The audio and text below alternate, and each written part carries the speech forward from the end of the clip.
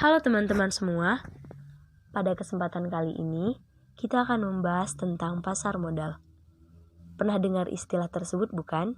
Di sini kita akan membahas pengertian, jenis pasar modal dan siapa saja yang terlibat dalam pasar modal. Sebelumnya, izinkan saya memperkenalkan teman-teman satu kelompok saya. Ada Yohana Marta dengan NIM 7311419061. Kemudian ada Selby Angelica dengan NIM 7311419063. Kemudian saya Agnes Deli dengan NIM 7311419064. Kemudian ada Ngasobah dengan NIM 7311419147. Kemudian ada Nurul Ahmad Subhan dengan NIM 7311419158. Kemudian ada Syahri Wahyu NIM 7311419169. Berikut penjelasan kelompok kami. Baik, di video kali ini kami akan membahas tentang pasar modal. 1. Meliputi pengertian pasar modal. 2. Tujuan pasar modal itu apa. 3. Jenis pasar modal dan apa saja instrumennya. Dan 4. Lembaga-lembaga yang terlibat dalam pasar modal. Yang terakhir, contoh kasus pasar modal. Kita bahas pengertiannya dulu ya, tentang pasar modal dalam Undang-Undang Nomor 8 Tahun 1995. Tentang pasar modal mendefinisikan pasar modal adalah kegiatan yang bersangkutan dengan penawaran umum dan perdagangan efek yang diterbitkannya. Perdagangan efek itu apa ya? Nah, efek itu adalah suatu surat berharga yang bernilai serta dapat diperdagangkan. Efek dapat dikategorikan sebagai hutang dan ekuitas seperti obligasi dan saham. Perusahaan ataupun lembaga yang menerbitkan efek disebut penerbit. Lalu berikutnya Undang-Undang Nomor 21 Tahun 2011 tentang OJK juga menyebutkan bahwa pasar modal berkaitan dengan efek yang diterbitkan perusahaan. Mirip-mirip kan definisinya. Lalu apa saja kata para ahli tentang pasar modal ini?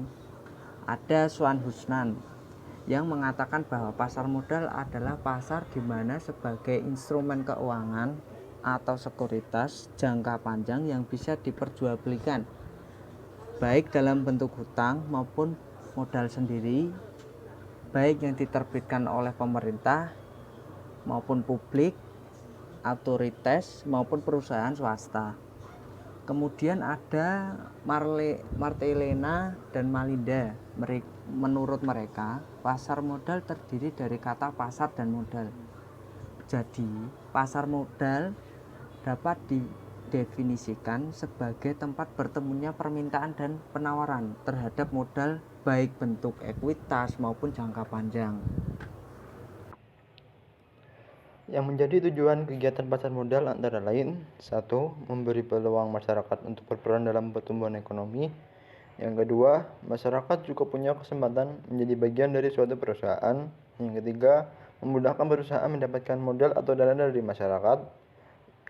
Kesimpulannya, ternyata pasar modal bisa berfungsi menjadi penyedia modal untuk emiten, sebagai sarana pemerataan pendapatan masyarakat, dan sarana peningkatan pendapatan negara.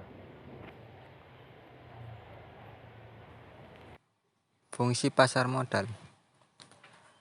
Fungsi pasar modal yang pertama yaitu wadah untuk menambah modal emiten. Seperti yang diketahui, pasar modal merupakan salah satu sarana untuk mendapatkan sumber dana tambahan oleh perusahaan.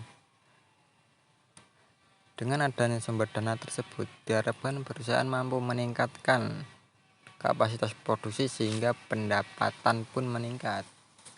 Untuk fungsi yang kedua, yaitu sarana pemerataan pendapatan. Pasar modal juga menjadi wadah untuk memperoleh pendapatan bagi masyarakat yang melakukan investasi. Keuntungan dari investasi tersebut mampu membuat pendapatan masyarakat menjadi merata. Untuk fungsi yang ketiga yaitu sarana peningkatan pendapatan negara. Dalam hal ini, semakin tinggi transaksi yang terjadi di pasar modal, semakin besar pula penerimaan pajak negara melalui pasar modal.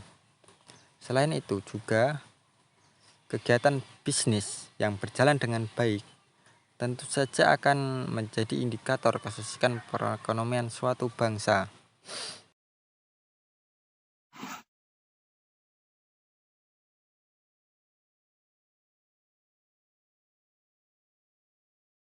Nah, selanjutnya kita bahas instrumen-instrumen yang diperjualbelikan di dalam pasar modal.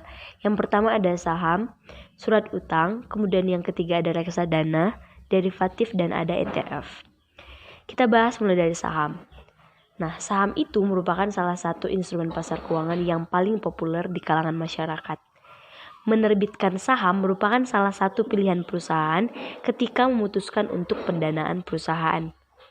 Di sisi yang lain, saham merupakan instrumen investasi yang banyak dipilih para investor karena saham mampu memberikan tingkat keuntungan yang lebih besar dan menarik.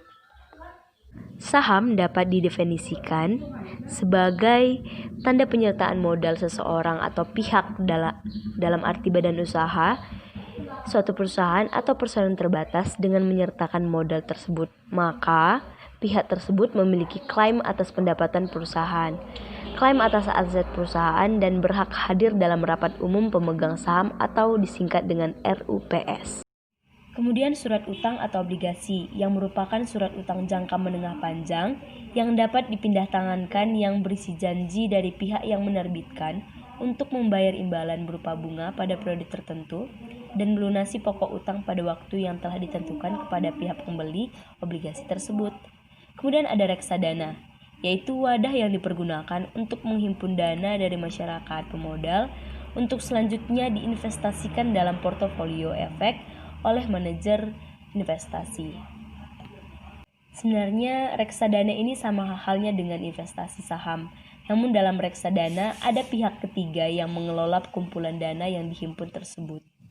Kemudian ada derivatif yang merupakan kontrak atau perjanjian yang dinilai atau peluang keuntungannya terkait dengan kinerja aset lain dalam perusahaan.